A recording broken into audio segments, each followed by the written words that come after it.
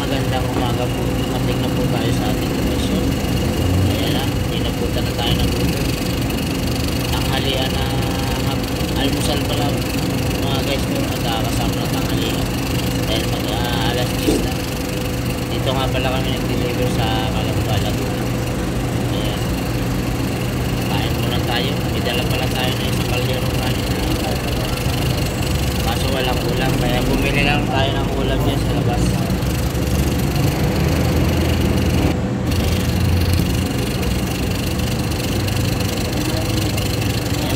Buhay natin ngayon.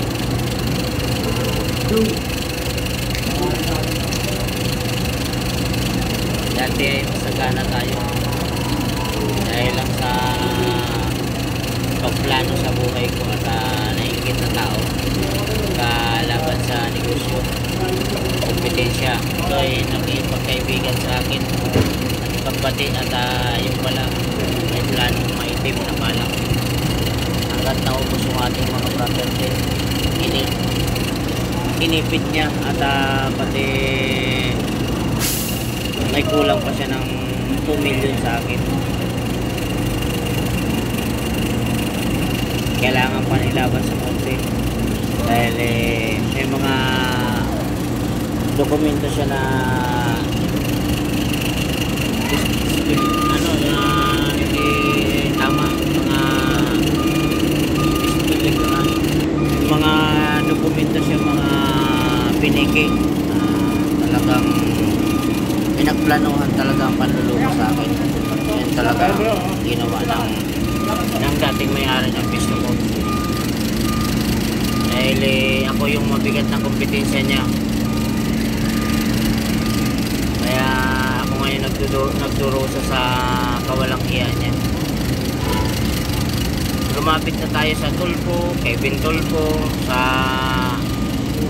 munisipyo ng Las Piñas. Talagang kilala siyang tao, may employee siyang tao.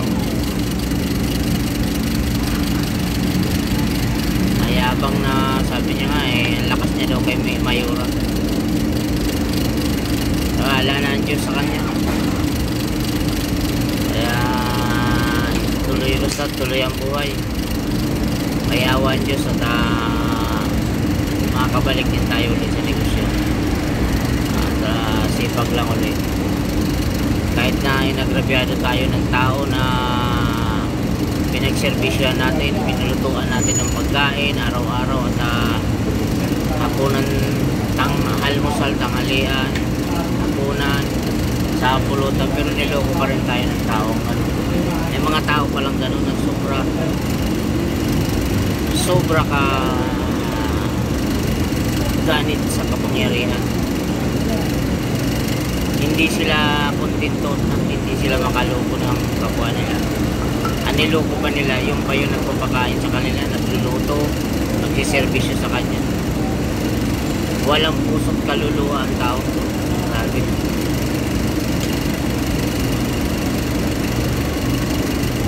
Kaya siguro ayaw ko na, hindi ko na babakitin yung tungkol sa anak niya. Kung ano, nahirap. Bahala na ang Diyos, bahala na ang Diyos. Thank you sa mga viewers natin at followers.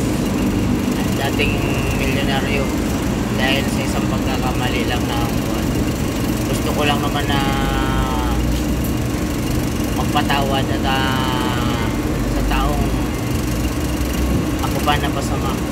Ako pa lang pinagplanuhan na ibagsak ng tao na to. Grabe. Kahit kailan talaga hindi ko makakalimutan itong tao. Kahit mamatay man siya o mamatay ako, talagang nakabaon na talagang kasakiman ng tao na to.